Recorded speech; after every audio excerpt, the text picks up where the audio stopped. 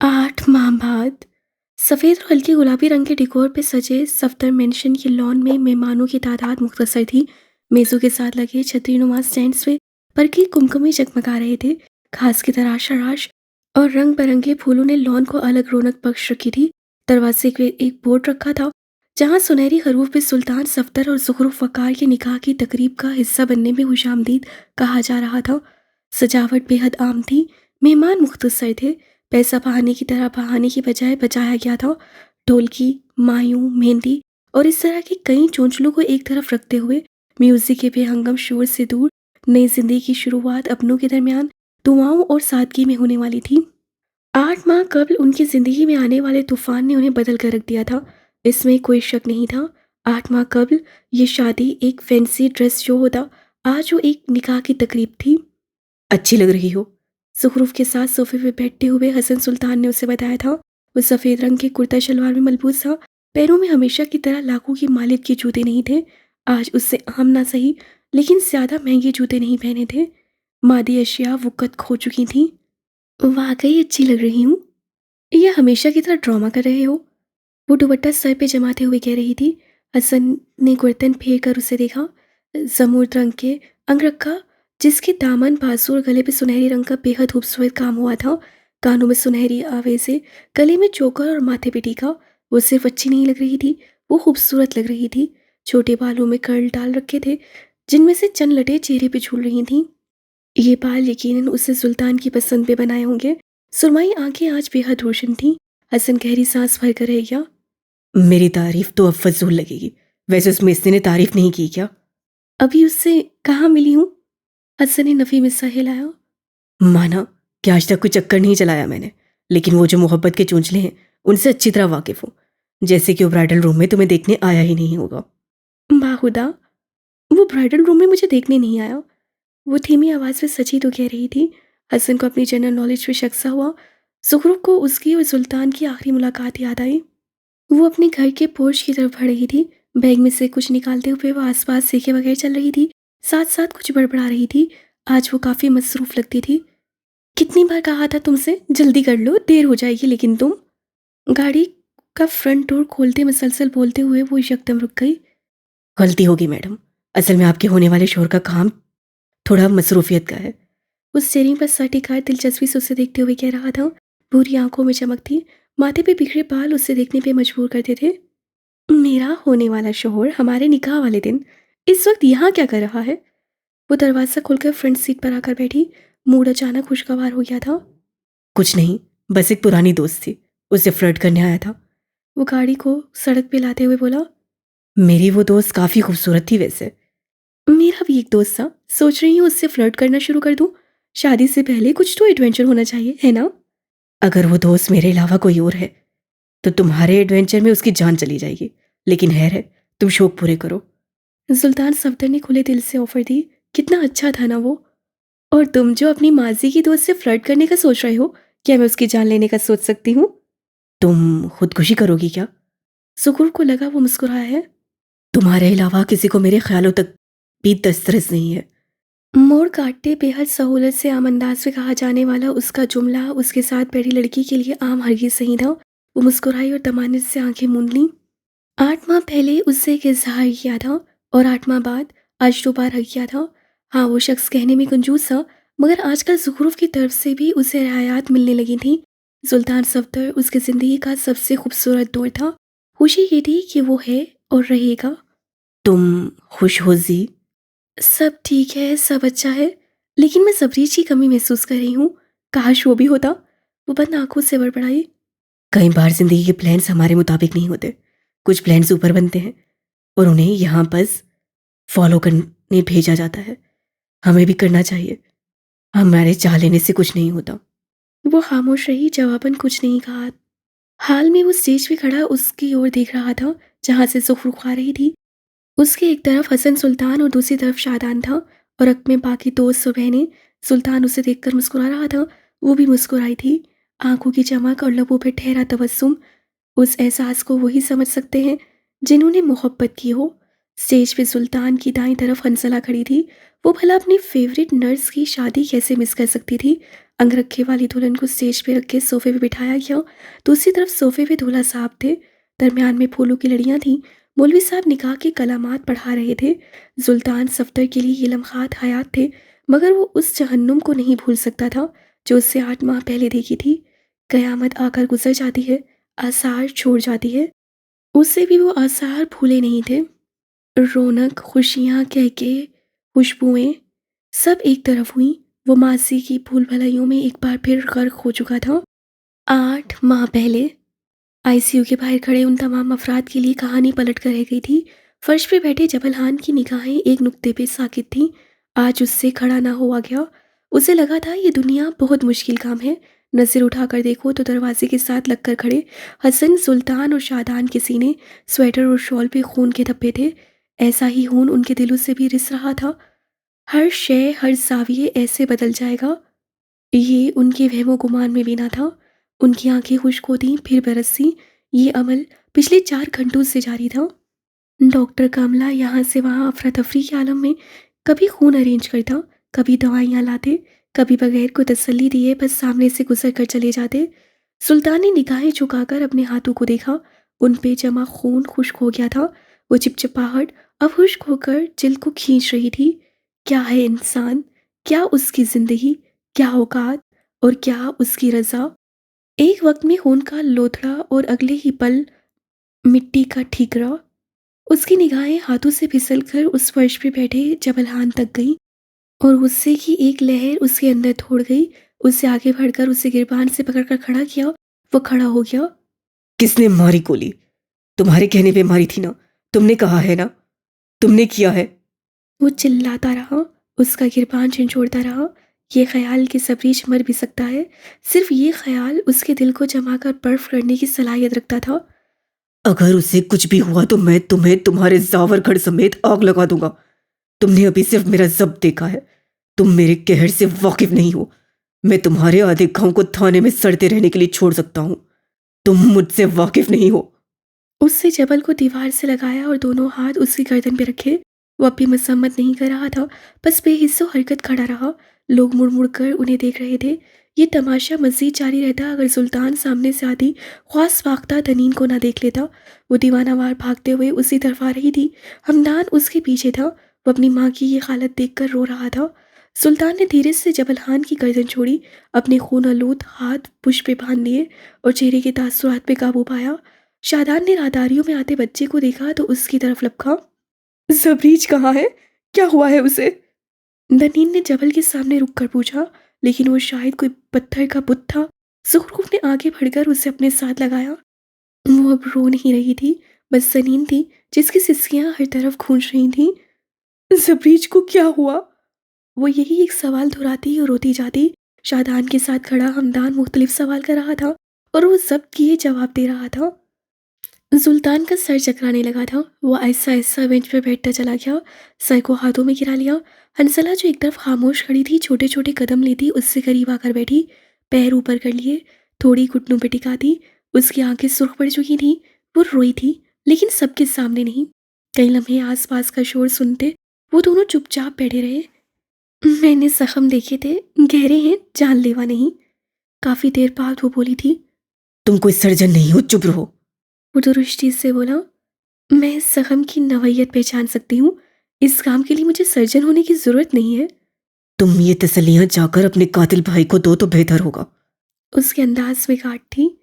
वो नहीं मरेगा। रीढ़ की हड्डी को नुकसान हो सकता है, लेकिन वो जिंदा बच जाएगा, मुझे यकीन है। इसलिए आप मेरे भाई को कातिल कहना बंद कर दे। उसे कल फ्लाई करना था। उसकी जिंदगी का सबसे बड़ा ख्वाब था यूएन का वो इजलास। वो इतने मदम अंदाज में कह रहा था कि बामुश्किल खुद सुन सके। उसके चेहरे पे ऐसा कर्व था कि शायद कभी आया हो। उसे गोलियां लगते वक्त, वहां से यहाँ आते वक्त और यहाँ से ऑपरेशन कामयाब होने तक मैंने एक बार के लिए भी ये नहीं सोचा था कि वो मर जाएगा, क्योंकि वो नहीं मर सकता। उससे जोर जोर से सर को नफी में हिलाया। वो तकलीफ से बोल रहा था और हंसला उसे सुनती रही। दोनों की तकलीफ यकसा थी। दोनों दूर कहीं बिल्कुल एक जैसे थे। उसकी जिंदगी का सबसे बड़ा ख्वाब टूट जाएगा और मैं कुछ नहीं कर पाऊंगा।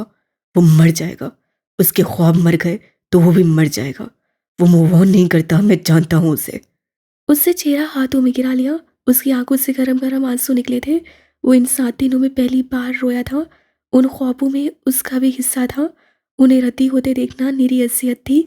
आंखों से गिरते पानी ने हर मंजर धुंधला दिया था। मैंने इतना अरसा अपने दोस्तों से राब्ता नहीं रखा। मैंने बहुत गलत किया।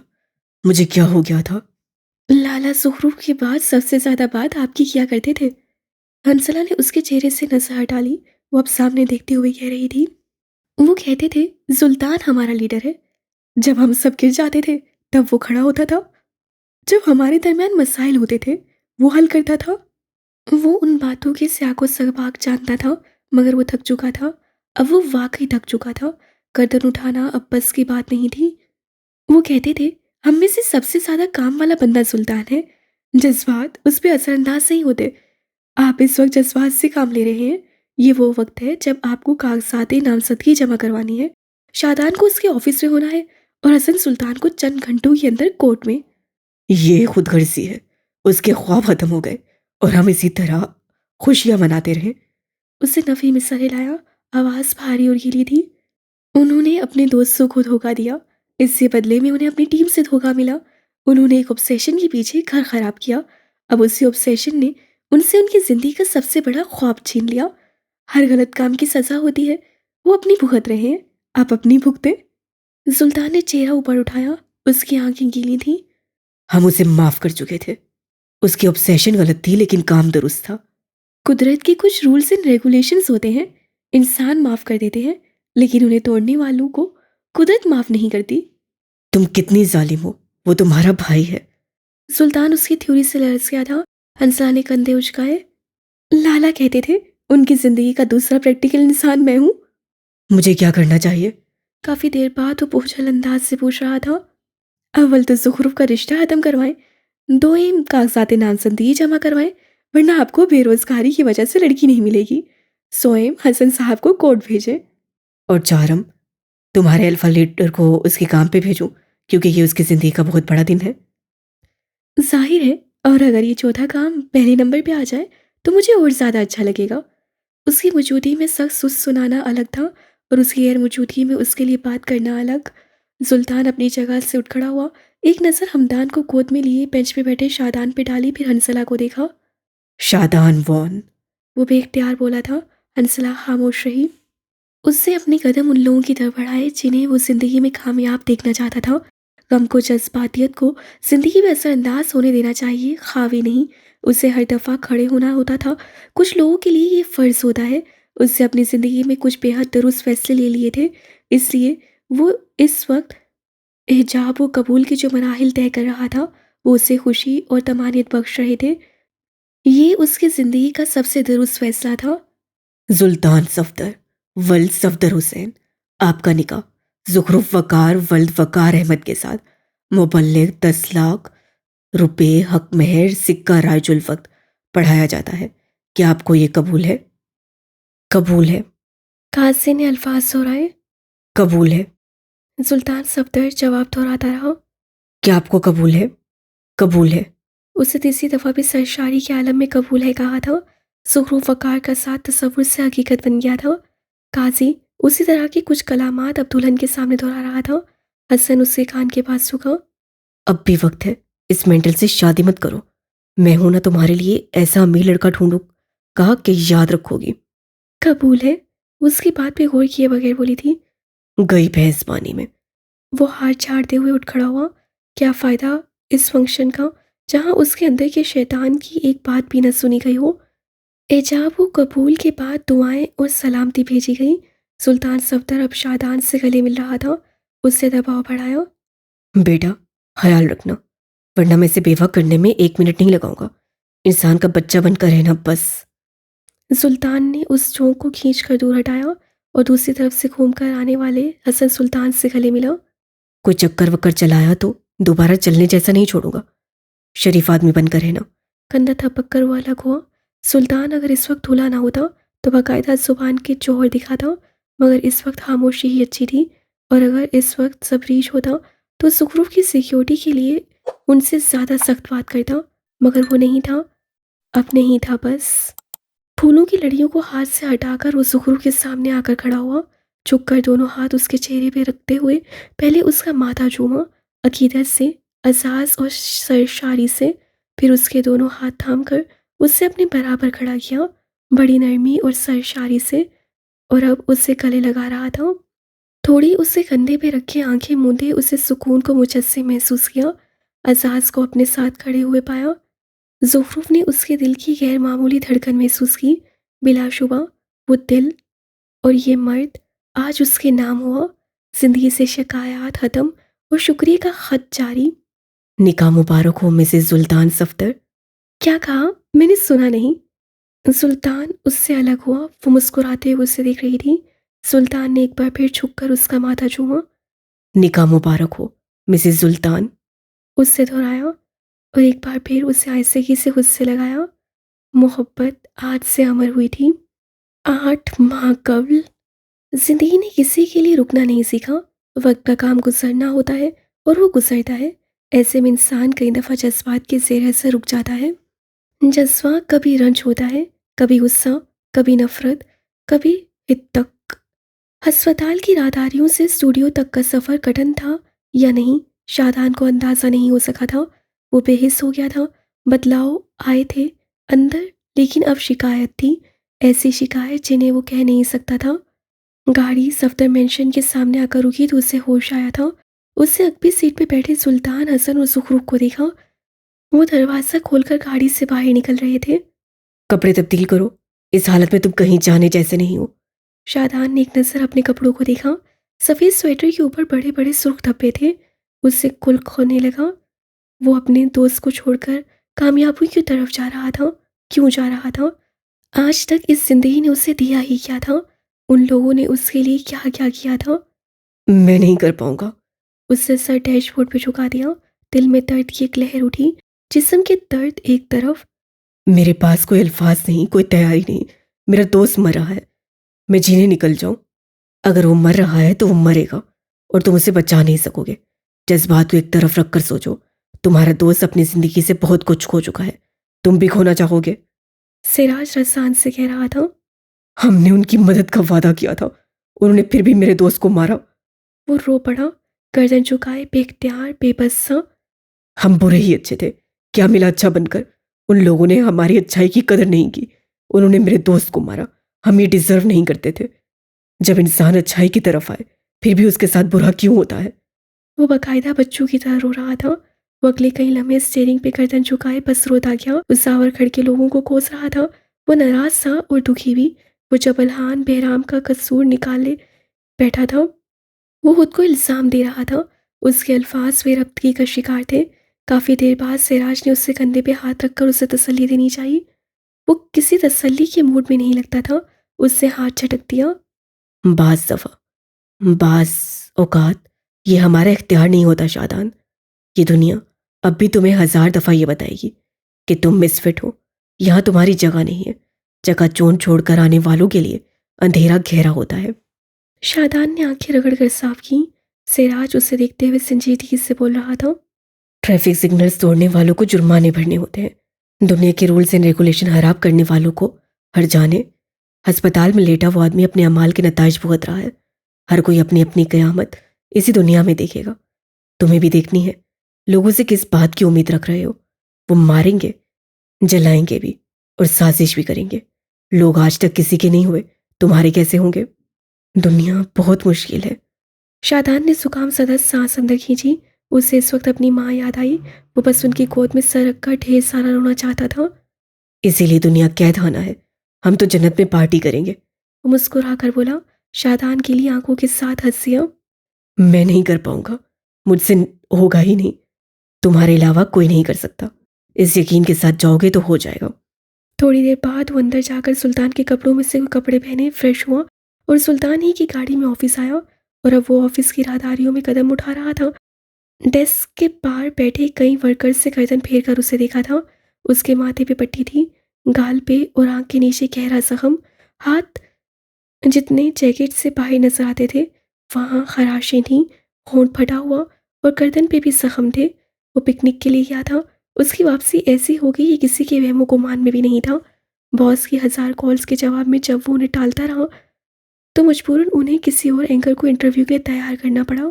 आज शाम 7 बजे उसे एक गाड़ी लेने के लिए आने वाली थी। शादान ने किराए पे बंदी घड़ी पे नजर डाली। दोपहर के 2 बज रहे थे। अभी वक्त था, अभी बहुत वक्त था। रहीला अब्बास के ऑफिस में बैठे हुए पहली बार उसे एहसास हुआ कि उसकी जुबान को लकवा लग चुका है। वो बोल नहीं पाया था। ठंडक ने जैसे उसके अज़ा जामिद कर दिए थे। तुम्हें क्या लगा था शादान, एक हफ्ता बगैर किसी छुट्टी के तुम गायब रहोगे और यहाँ तुम्हारी जगह वैसी की वैसी रहेगी। इस इंटरव्यू के लिए मैंने और चैनल ने क्या क्या नहीं किया, तुम्हें अंदाजा भी नहीं है। तुमने कितनी लापरवाही का मुजाहरा किया है। रहीला बोलते बोलते हाम गई थी। शादान खामोशी से मेज की दूसरी तरफ रखी कुर्सी पे बैठे आमिर लोधी को देख रहा था। वो आदमी जिससे शादान की जगह भेजा जाने वाला था। कोई और लम्हा होता तो उसकी नज़रों में हकारत होती, आज नहीं थी। Just look at your face, ऐसा लग रहा है जैसे किसी से पिट कर आए हो। इस शक्ल के साथ इंटरव्यू करने जाओगे। वो बोलती रही और शादान को बस उसके लब हिलते महसूस हो रहे थे। इतने दिन बाद ये साफ सुथरे कपड़े उससे खौफ में मुब्तला कर रहे थे। ये नर्म सोफा उसे चुभ रहा था। कॉफी का वो भाप उड़ाता हुआ मग जैसे किसी ने उसके जिस्म पे उछाल दिया हो। उससे काफ़ी बार उससे टोक कर कुछ कहने की कोशिश की थी, लेकिन ये बहुत मुश्किल काम था। वो वाकई अल्फाज भूल गया था। अब तुम कुछ बोलोगे भी या सिर्फ मुझे देखते रहोगे। वो मेज़ पे हाथ मारते हुए गुर्राई। शादान ने थूक निकला। दिल पे हाथ रखकर धड़कनों को नॉर्मल करने की कोशिश की। उससे रहीला की आंखों में आंखें डाली। वो उससे कम क्या दे सकती थी। पैसा, ज़्यादा से ज़्यादा एक शो। शादान ने सर झटका। दुनिया कुछ नहीं दे सकती, दुनिया कुछ नहीं ले सकती। आपको मेरे एक हफ्ता गायब रहने से फ़र्क नहीं पड़ना चाहिए, वो भी तब जब मैं सारी फॉर्मेलिटीज़ मुकम्मल करके गया था। ये ज़ख्म, ये आपकी टीआरपी बढ़ाएंगे। एक अहम और ज़रूरी बात ये कि जिस जगह आप और मैं इस वक्त हैं, इसे मैंने कमाया है। लिहाजा आप मुझे ये मत बताएं कि मुझे क्या करना है। अभी 5 घंटे बाकी हैं और मैं इन 5 घंटों में बहुत कुछ कर सकता हूँ। सैयद शादान को अंडर एस्टिमेट मत करें। रहीला के ऊपर जैसे ओस पड़ गई हो। वो इस शख्स का मुकाबला नहीं कर सकती थी। हाँ, वो उसकी बॉस थी, लेकिन ये आदमी उसके बॉस का फेवरेट था। उससे गहरी सांस लेते हुए कागज इकट्ठे किए और उन्हें शादान के सामने लाकर रखा। चेहरे की सख्ती गायब हो चुकी थी। इन्हें पढ़ लो। ये सवाल हमने 4 दिनों में बनाए हैं। इसके अलावा कोशिश करना कि उनकी बैक स्टोरीज जानने की कोशिश करो और उन्हें कुछ इस अंदाज से पेश किया जाए ताकि वो लोग स्टेट के सताए हुए लोग मालूम हो। लेकिन वो लोग दहशतगर्द हैं, लाखों लोगों के कातिल। चैनल उन्हें मासूम क्यों दिखाना चाहता है। TRP Syed Shadan Shah, TRP. वो अपने लफ्ज़ों पर जोर देते हुए बोली। शादान ने एक सरसरी निगाह उन कागजात पे डाली और उठ खड़ा हुआ। वो 7 दिन पहले वाला सैयद शादान होता तो उन कागजात को चूम कर अपनी जेब पे रखता। आज वो उन पे लानत भेजना चाहता था। कुछ भी कहे बगैर वो उस कमरे से निकल गया था। कागजात रद्दी थे। सैयद शादान वो कहेगा जो उसका दिल कहता था। अब वो वाकई वो कहेगा जो उसका दिल कहता था। वो दिल जो शफाफ होकर आया था। दुनिया रती थी, दुनिया वाकई रती थी। कुछ लोगों की जहानत उनके लिए कड़ा इम्तिहान होती है और कुछ लोगों के रिश्ते उनके लिए गर्दन में अटका टोक जिसे निकालने पे वो कादिर नहीं रहते और वो गर्दन में पड़ा रहे तो दम घुटने लगता है। गाड़ी की अगली नशिस्त पे शोफर था और पिछली नशिस्त पे सुल्तान सफ्दर। वो सपाट तासुरात लिए सड़क पे सामने देख रहा था। साथ बार बार टेक्स्ट करते हुए, कभी कॉल करते हुए हंसला से एक मिनट की रिपोर्ट मांग रहा था।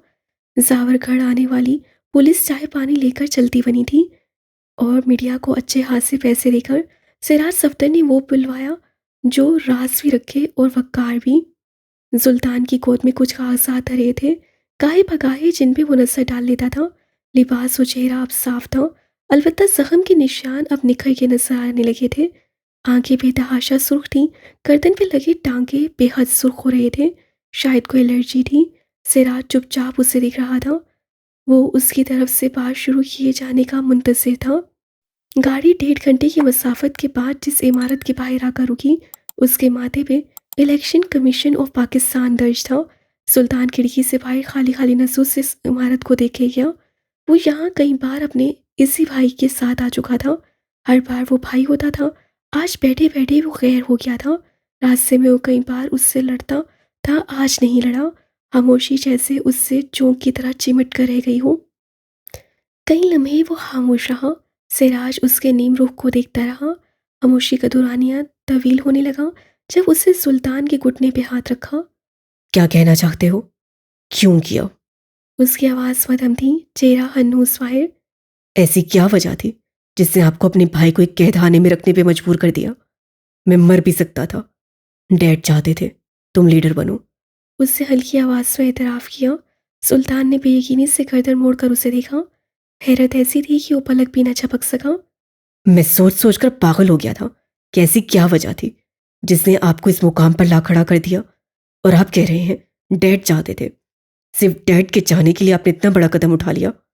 मैं डैड के हुक्म मानने का आदी हूँ। उसकी आंखों के आगे एक छवि लहराई। वो आंखें, वो चेहरा। सिराज ने सर झटका। तुम जिस काम पे निकल चुके थे वो गलत था। जो मैंने किया वो गलत से भी ज्यादा गलत।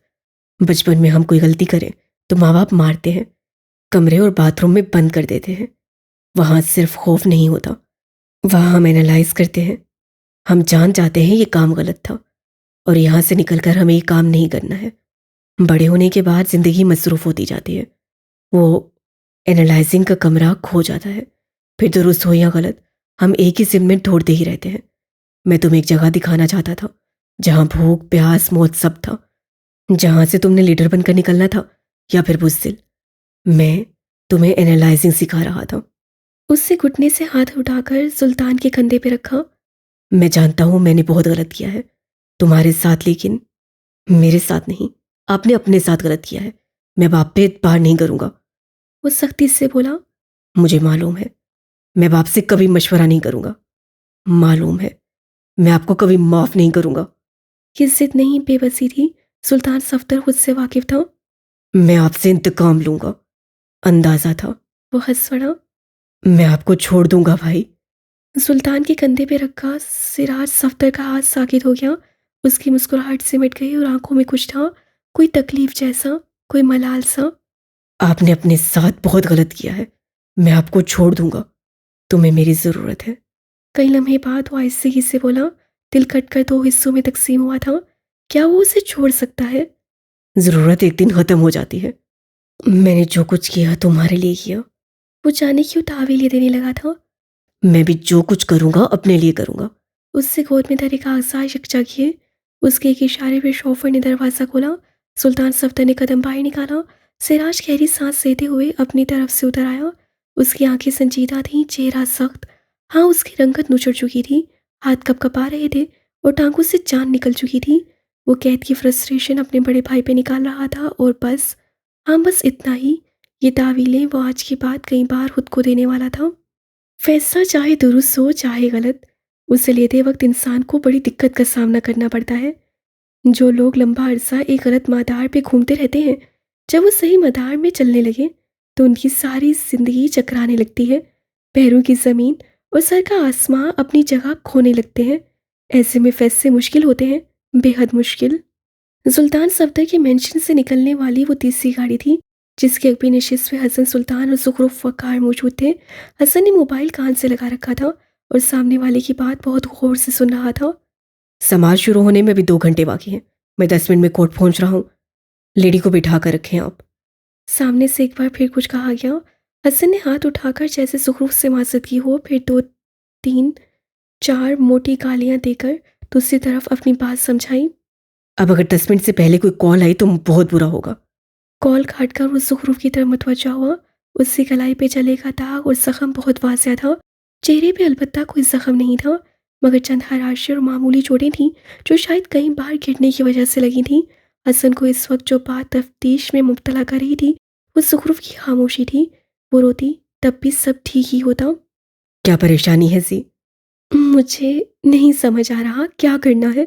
जबरीज मर रहा है और हम इस वक्त अपने कामों में लगे हैं। क्या दुनिया हमारे लिए इतनी ज़रूरी हो गई है? अव्वल तो मुझे उम्मीद और दुआ है कि उसे कुछ नहीं होगा। दोहिम, हमारे वहां खड़े रहने से वो जिंदा नहीं बच जाएगा। दोस्तियां कंफर्ट होती हैं, उन्हें बहुत समझेंगे तो जिंदगी अजाब हो जाएगी। इस वक्त उसके पास रहना हमारा फर्ज था। बिल्कुल था। अगर हालात नॉर्मल होते तो बिल्कुल फर्ज था। मेरी बात हुई है शादान को, शाम 7 बजे निकलना था। वो इस वक्त अस्पताल में है। अगले 1 घंटे में सुल्तान भी वहीं होगा। अगर हम सब वहां बैठे रहते तो कुछ हासिल नहीं होना था। उसने सर को हाथों में गिरा दिया। गीले बाल चेहरे के अतराफ में बिखर गए। हसन दुख से उसे देखता रहा। वो जानता था सबरीज उन 3 लोगों के लिए दोस्त था, मगर ज़ुखरूफ के लिए वो कुछ ज़्यादा था, खानदान का पहला फर्द। मुझे नहीं समझ आ रहा मैं मम्मी को क्या बताऊंगी। 7 दिन में अपनी ज़िंदगी के अगले 70 साल सुल्तान सफदर के साथ प्लान कर आई हूँ। तुम्हें सुल्तान के साथ नहीं रहना? ऐसा नहीं है, वो इतने साल बाद आया है और मुझे ऐसा लगता है जैसे दरमियान में कोई वक्त आया ही नहीं। सुल्तान आज भी मेरा सेफ जोन है। वो मेरी जिंदगी की कोई तब्दीली नहीं है, वो बस एक पजल है जो एक वक्त बाद आकर सही जगह जुड़ गया है। मोहब्बत की अजीब मंतक होती है, मोहब्बत करने वालों को समझ आ जाती है, बाकी दुनिया को कैसे समझाएं। तुम क्या चाहती हो? जाहिर है सुल्तान, उससे गर्दन उठाकर हसन को देखते हुए कहा। लेकिन मैं क्या करूं, किस तरह जाकर मना करूं? मुरव्वत भी कोई चीज होती है। मुरव्वत वक्ती होती है और मोहब्बत लाजवाल, जिसे वक्त, हालात, मसाइब गहना नहीं सकते। अब तुम्हें चुनना होगा जी। जिंदगी बहुत मुख्तसर है, उसे मुरव्वत में ज़ाया मत करो। वो अपनी तही समझदारी से कह रहा था। ज़ुखरूफ ने समझने वाले अंदाज में सर हिलाया। कहा कुछ नहीं। हसन गहरी सांस भरकर रह गया। वो ज़ुखरूफ और जबरीज की वाबस्तगी से वाकिफ था। मैं जानता हूँ तुम इस वक्त जबरीज के लिए बहुत परेशान हो, हम सब हैं। लेकिन अगर देखा जाए तो इस वक्त वो मोटिवेशन भी है। हर काम निपटाकर हमें वापस उसके पास जाना है। जानती हो वो यहाँ होता तो तुम्हारा मसला कैसे हल करता? हसन मुस्कुराया। ज़ुखरूफ भी उसके साथ मुस्कुराई। ये आम मुस्कुराहट नहीं थी।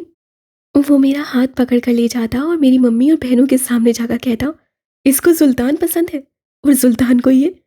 शादी में आप सब इन्वॉल्व हैं, आगे आपकी मर्जी। वो सफरीश के अंदाज से नकल करते हुए हंस हंस कर बता रही थी। उसकी आंखों में नमी भी थी।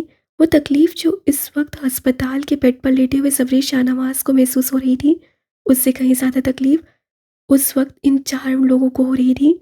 यह हमारे करीबी, वो तो जाकर नरम बेड पे लेट जाते हैं, पीछे हमें क्यों कांटों पे छोड़ देते हैं। जुफरू को उससे घर छोड़ने के बाद ड्राइवर ने हसन सुल्तान को कोर्ट आकर छोड़ा था। सर पे पट्टी, बाजू पे नया प्लस्तर, चेहरे और हाथों पे जख्म। वो ताज़ा ताज़ा पिट कर आया हुआ लगता था। कई लोगों ने उसे तुराखुम भरी नसों से देखा, कईयों ने इकारत और कई हंस कर चल दिए। अगले घंटे बाद वो अपने चैम्बर में था। उसके सामने उसका साथी वकील था जो उस केस में उसके असिस्टेंट था। 10 मिनट बाद उन्हें अंदर बुलाया जाता, एक आखिरी गवाही ली जाती और केस हसन सुल्तान जीत जाता। इस वक्त मुल्क का सबसे हाई प्रोफाइल केस, मीडिया और सोशल मीडिया ने जिसके फैसले और हकाइक के लिए एक तूफान मचा रखा था। वो गवाही नहीं देना चाहती हसन। ऑफिस में यहाँ से वहाँ चक्कर काटते हुए समझ ठहर कर बोला, देखो, तुम जानते हो वहां क्या हुआ था, मैं जानता हूँ वहां क्या हुआ था। हमारे खिलाफ जो वकील केस लड़ा है वो भी जानता था मौका वारदात पे क्या हुआ था। ये केस सिर्फ चंद सबूत और एक मजबूत गवाही पे टिका है। अब अगर वो लड़की गवाही देती है तो केस हमारे नाम, लेकिन अगर वो लड़की कह रही है कि उस रोज वो खुद भी नशे में थी, तब भी केस हमारे नाम। हसन चुपचाप उसे देख रहा था। उस केस में एक अमेरिकन ब्लॉगर के कत्ल का मामला था जो 1.5 साल पहले पाकिस्तान आई थी और चंद ही दिन में उसे किसी पाकिस्तानी लड़की से मोहब्बत हो गई और वो उसके साथ रहने लगी।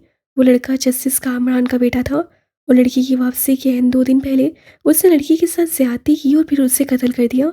आलमी सतह पे इस मामले को जब उछाला गया तो लड़के की तरफ से अदालत में निकाहनामा और कुछ ऐसे सबूत पेश किए गए जिनसे जाहिर होता था कि लड़की अपनी मर्जी के साथ उस ताल्लुक में रही थी।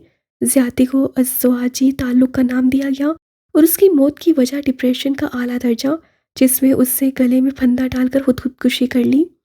हसन ने रोज़े अव्वल से उस केस में जान तोड़ मेहनत की थी, दिन रात जाकर सबूत इकट्ठे किए और बिलाखिर उसे एक चशमदीद गवाह मिला था जो केस की हर जाविये से वाकिफ थी। वो उस घर में कुछ दिन रहने के लिए आने वाली मुलजिम के बाप के दोस्त की बेटी थी। 7 दिन कबल वो गवाही देने के लिए तैयार थी और अब 7 दिन बाद वो मुखालफिन के साथ सेटलमेंट के लिए तैयार थी, या फिर उससे मजबूर किया जा रहा था। हसन कुछ नहीं कह सका। लड़की क्या कहती है उसे भेजो मेरे पास। भेजना क्या है, मैं बता रहा हूं ना। उसे दूसरी तरफ से 1.5 करोड़ की रकम मिल रही है, उसकी जिंदगी बदल जाएगी। समझ जोर देते हुए बोला, तुम्हें कितने करोड़ मिले और मेरे लिए कितने साइड किए? बाजू सीने में बांधे संजीदगी से पूछने में समत के मुंह पे जैसे किसी ने थूक दिया हो, मगर वो हाथ से उसे पूछ गया। स्याही में गर्क लोगों पे जिल्लत असरअंदाज नहीं होती। वो एक अच्छा अमाउंट देना चाहते थे, लेकिन मैंने उन्हें बताया कि तुम ऊपर की कमाई नहीं करते। वो संभल कर बोला। और यकीनन मेरी ईमानदारी का सुनकर उनने मेरी रकम भी तुम्हारे अकाउंट में डाल दी होगी और तुमने बगैर किसी हेलो हुज्जत के थाम भी ली होगी। जख्मी चेहरा जख्मी लहजे में वो अपने सामने खड़े इंसाफ के रखवाले को देख रहा था, जिसके आगे नोटों की जितनी बड़ी कट्टी फेंको, गुलामी उतनी लंबी। ये पहली बार तो नहीं है हसन, तुम इतना ओवर रिएक्ट क्यों कर रहे हो? तुमने हर दफा सच्चाई चुन ली और मैंने मेरी राह। हम एक दूसरे के रास्ते में नहीं आए, फिर आज क्यों? हसन सुल्तान की रंगत फक हो गई। क्या वो वाकई ऐसा करता रहा था? कितना अरसा उसे अंदाजा ही नहीं हो सका। खैर वो सब छोड़ो, अब मेरी बात सुनो। सच अटक कर कहते हुए समत आगे आया। तुम यहां भी सच्चे और ईमानदार रहे, कोई झूठा गवाह नहीं पेश किया, कोई झूठा सबूत नहीं लाए, रिश्वत नहीं ली और खुद को बेचा भी नहीं। लेकिन अब जो जैसे हो रहा है उसे वैसे होने दो। 2 गोलियां बाजू में खाकर अब तुम्हें सुधर जाना चाहिए। वो कुर्सी पे आकर बैठा और हाथ मेज पे रख लिए। तुमने अपना केस मुकम्मल ईमानदारी से लड़ा है, तुम गवाह को भी लेकर जा रहे थे, और अब अगर वो वहां जाकर अपना बयान तब्दील कर रही है तो इसमें तुम्हारा कोई कसूर नहीं है। तुम एक बार फिर नॉन गिल्टी साबित हो चुके हो। बाकी दुनिया जो करती है उससे तुमने कभी काम नहीं रखा और ना ही अब रखना चाहिए। केस का फैसला आज उनके हक में आएगा, लेकिन कोई बात नहीं, हमने भी कमाया है और सोशल मीडिया पर ट्रेंड तो कर रही है, ये बहुत है। उससे संजीदगी से हसन के पुरसोच चेहरे को देखा और इजाफा किया। ये बहुत है हसन, तुम गलत नहीं कर रहे, बाकी जो कर रहे हैं उन्हें करने दो। हसन सुल्तान आसुर्दगी से मुस्कुराया। अगर तुम ये बात 7 दिन पहले कहते तो मान लेता, अब नहीं मान सकता। गलत कर नहीं रहा तो गलत होने भी नहीं दूंगा। वो गवाह अगर सच नहीं बोलेगी तो मैं उसे कोर्ट में झूठा साबित करूंगा, और ये काम तो मुझे घुट्टी में मिला है। समत उसे बेयकीनी से देख रहा था। आखिर तुम्हें तकलीफ क्या है? तुम कुछ वक्त के लिए ये क्यों प्रिटेंड नहीं कर सकते कि तुम अंधेरे में हो? मैं वहीं था, अभी ही रोशनी में आया हूं। अब एक लंबा अरसा यहीं रहने का मूड है। वो खुशगवारियत से कहते हुए उठा। एक तो जज भी इन बुड्ढू को बना देते हैं, सुनता तो है नहीं, बस हथौड़ी मारता रहता है। फाइल्स उठाकर वो दरवाजे की जाने पड़ा। एक उचट्टी सी निगाह उस पे डाली। अगली दफा मैं वो क्विज लूंगा जिसमें जज कोई खूबसूरत लड़की हो। मैं उसे योर ऑनर नहीं, माय ऑनर कहूंगा। तुम पछताओगे हसन, दुनिया बहुत बदल चुकी है, यहाँ तुम जैसों की जगह नहीं रही। ये कोई धमकी नहीं थी, ये तनबी थी, जिससे वो कान धरे बगैर बाहर निकल गया था। कोर्टरूम की तरफ जाते हुए उससे आंखें बंद की। जहीन पे एक मेहरबान चेहरे वाला आदमी था, उसका बाप, जो आज बहुत दिनों बाद उसके तस्वुर में यूं मुस्कुराया था। हसन के दिल से बोझ उतर गया। वो अब दुनिया से एक लंबी जंग के लिए तैयार था।